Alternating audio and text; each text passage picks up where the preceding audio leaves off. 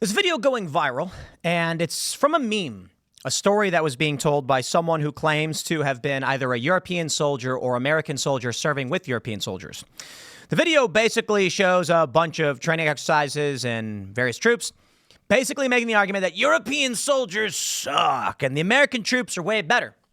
Well, I can't speak directly to what the militaries can or can't do, but I can tell you about how the governments and their actions make the U.S. better than Europe. Donald Trump has argued that we shouldn't be footing the bill for NATO. Some rumors circulate that he wants us out of NATO. And, well, let me play this video for you, and then we'll talk about what their governments do versus what our government does. And let's just forget about the whole Biden administration.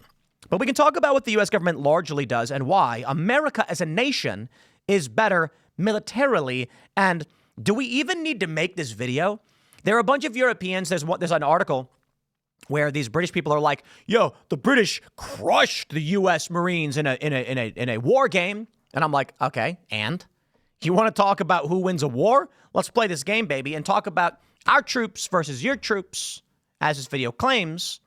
But then I'll tell you my experience, not as anybody who's ever served or been involved in active wartime combat, but as somebody who's been to conflict, crisis and conflict zones, as well as done hostile environment trainings.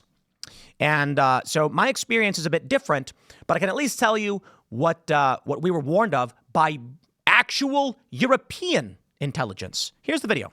Even compare U.S. soldiers to European soldiers? In Iraq, French soldiers had a saying, you better pray that you have an American in your squad. Why? One French soldier wrote about why after coming back from Iraq. Americans are taller and stronger than Europeans. The average American is strong, very strong. The weakest American was stronger than the strongest soldier in the French units. Americans were impressive. If you were in trouble, you prayed that an American unit took up the radio call for help. Why? When Americans picked up the call, their reply was simple. Sit tight, we are coming to get you. With Europeans, there were delays or logistical issues, but the Americans were fully committed to your rescue. It's in their blood, no man left behind. They came no matter how bad the situation was, and when they arrived, they knew more about the threats in the area than the unit in trouble that had been there for hours. There was also an amazing fact. In all other forces, if an officer was taken out, you're taught to dig in or give up the position and retreat, not the Americans. If an American falls, all hell breaks loose, and they go on a rabid attack. If you harm an American, they are coming for you, and very little will save you. Please follow. The scariest sound in combat is an American saying, oh, hell no.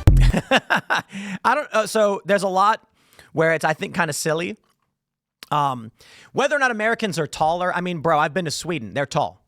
But I don't know how much of the EU forces are comprised of Swedes and other Nordics, Norse individuals. But to be fair, you know, Sweden is not what it once was, nor is Norway or Finland. But, you know, whatever. Their Viking roots are there somewhere, I guess. What I can tell you is when I saw this video, and they talked about how a call comes in. You hope you have an American with you, because when that call comes in, they say, sit tight, we're coming to get you. I can't speak for anybody who's actually served in Europe or in the United States or whatever. I can tell you my experience. My experience is very different because I was never enlisted. I've never served anything. No, I've just done reporting in conflict zones. The most conflicted zone I've probably been in would be the start of the Ukrainian conflict at Euromaidan, which in my experience, I got out right before the guns started going off, but there were some Molotov cocktails, and they burnt down a building. Yo, crazy. They set fire like a records depot or whatever, and they toppled statues. I was in Egypt as they were actively shooting at each other, and I actually watched someone get killed and carried away. It's not combat. It's very different. It's urban conflict and crisis. But as part of this experience, I was sent into hostile environment action trainings. Heat courses, they call them. Hostile environment. That is, we were trained over a period of a few days by veterans and people who worked intelligence in combat zones on what to expect and understand. Granted, this is not direct experience, so take it out with a grain of salt. But I've told this story before, and I think, we'll talk about it. What I find really funny here is one of the responses to this video that I posted was this person saying, our special forces run rings around yours, and that's a fact. And then they post the English flag. Here's a story from Yahoo News. Business Insider. UK Royal Marines dominated U.S. Marines in a desert battle simulation. prompting them to surrender less than halfway through, report says. Oh, wow. The UK played a game and won a game? That's great. Congratulations on winning a game. Now, I got no beef with UK Royal Marines. Those guys are badass. I'm just saying, don't come at me, bro, and say, like, our troops are better because we played a game. The issue at play is your government. And I am proud to say Donald Trump is the guy who should be leading our wartime efforts. Now, he's negotiating peace right now with Putin. They got Saudi Arabia there. We want to get these Ukraine talks done. Trump is a peacemaker, he's a deal maker, but he's also kind of nuts. Let me tell you about what it means to play a game. You got no risk. There's no lethal threats or anything like this. So if the UK Royal Marines move in and dominate, hey, I respect that. I really do. But I want to stress, when it comes to actual conflict, how do the governments operate? Here's my point. When I did hostile environment training, they said, if you are traveling into the Middle East and North Africa, here's what you need to know as an American versus a European. If you're an American, you're probably going to be fine. If they're not going to be tracking you, in the event you get kidnapped, be wary of ISIS. They don't negotiate. However, typically, the way the kidnappers and these terror cells work is they stalk the individual before kidnapping them.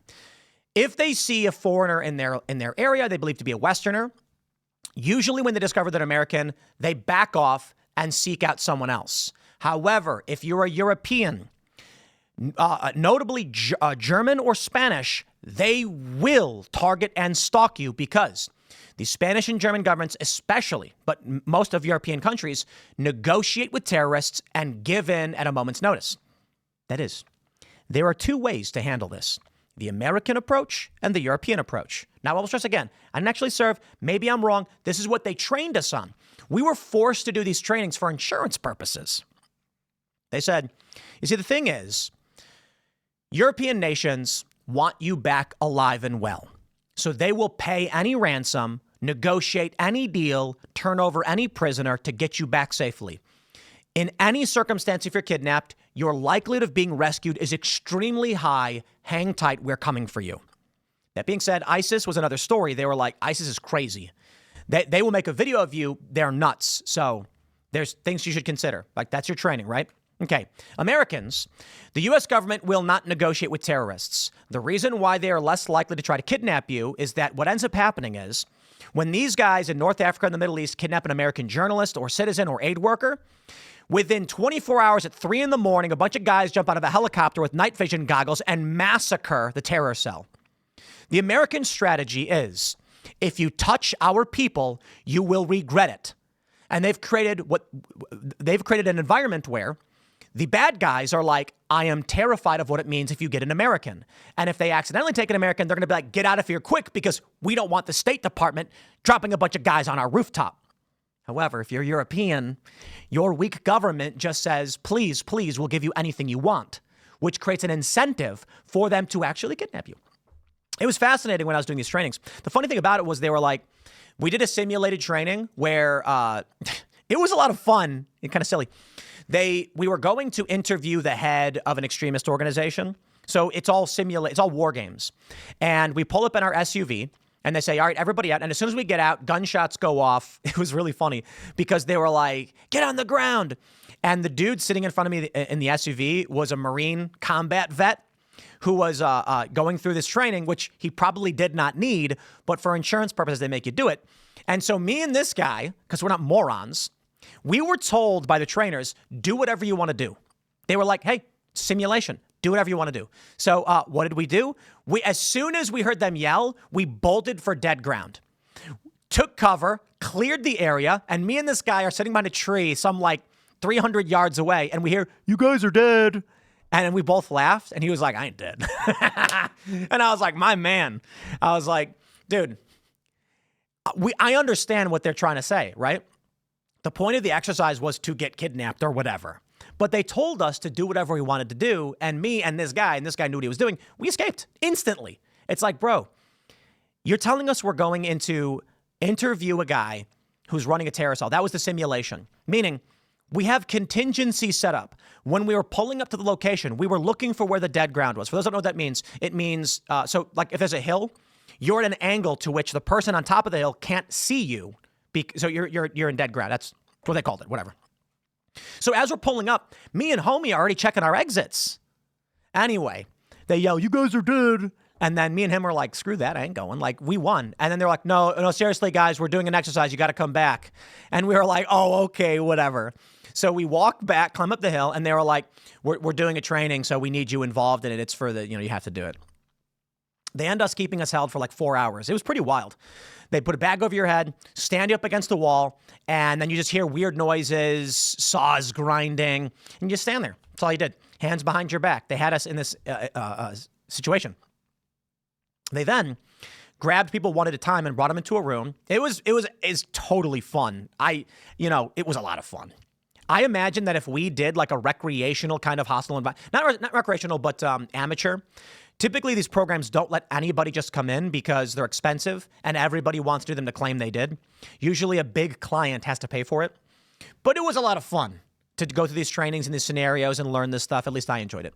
And so they had me sitting at a table.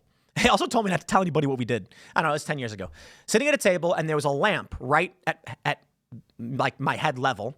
My hands are tied behind my back. They sit me down. They pull the bag off my head, and there's 3 guys in front of me. I can't see anything, and they say, "Who are you? What are you doing?" And I said, "My name is Tim Pool. I'm a journalist. I work for this company who sent me here. I'm here to interview." And then they said, "You work for the CIA. Who's your handle?" I said, "I don't work for the CIA. I'm a journalist." And I was like, "I don't know what you want me to say." I was like, "I know I tell you what I can say." And then they put the bag over my head. They stand me up, walk me out of the room, put me up against the wall. This was really cool. And then it was like seriously 4 hours, this whole thing of just standing straight up. They're yelling. All of a sudden we hear a bang. The door breaks open and we hear a bunch of dudes, "On the ground now, on the ground." And I have no idea what's happening. And I'm just standing there, pitch black, bag over my head. And then you hear yelling. You hear what I assume are like simulated gunshots or whatever, speakers. And then, because we were in a building. And then next thing we know, it goes quiet. And then we hear a guy say, "United States, whatever, like, Army, you're being rescued. Everybody stay calm. Stay where you are. We'll be taking you out one at a time." And then they brought us out one at a time. And then there were the guys running the simulation, geared up with, like fake weapons, orange tips on them and stuff. And then they were like, "That was a simulation. This is what a rescue would be like." They told us that usually hostages are rescued. It's extremely likely, especially for Americans. They said, "Look, man, the State Department doesn't mess around. If an American is captured, there is a fear that they will escalate tactics against Americans if we don't react." So I've had friends who have done, I have friends who have done combat missions, but I've had friends who were journalists who had been in the Middle East and were it's crazy. I almost didn't believe it. But I've had friends who were reporting from the Middle East when their location was compromised and they were at risk of death. The State Department actually sent a helicopter. And I'm like, "But you don't know them. Like, you're just a journalist." Like, it's like, we put out word, someone made a call, and a helicopter rushed out. Like, the U.S. military has assets in the area. There's people on mission. An American is in danger. They do a sweep. We got out of there. I don't think they actually picked him up in a helicopter, rescued him, but the State Department sent in a helicopter and then they were able to get. It's been, man, this has been 14 years. But I was like, really? Some of my friends have done work through NGOs, doing like aid missions, journalistic endeavors, where they've been embedded with some of these companies, and the U.S. don't mess around. So anyway, when I saw this video about U.S. troops versus European, I was like, I can't actually speak to like what European troops are doing or like. I can only tell you what they trained us on. And, they straight up trained us that if you're a European, their government's going to bend over backwards. So they're kidnapping you. Now, maybe the Royal Marines are better at what they do when it comes to these war games. But my question then becomes, if your government can't operate with tact and aggression, what does it matter if the troops are good, if your leadership is bad? Now, I can tell you, I look at the European governments, they ain't all that great. They're dysfunctional. Not like the U.S. is not, but America is a bit aggressive, and I think everybody can agree. So I was going to say, I have tremendous respect for all who serve their nation. I get it. I understand what the bad guys, the nations we don't like, troops serve their nation. For our European allies, man, I have nothing but respect for those who serve. And these guys are tougher than stone. They look, I'm nobody, right? I'm not going to sit here and pretend I got anything on the UK Royal Marines. Those are badasses. I'm just saying. Our American troops are better than European troops. That's all. I'll leave it there. Smash the like button. Share the show with everyone. Thanks for hanging out. We'll see y'all tonight at Timcast IRL. And, have fun.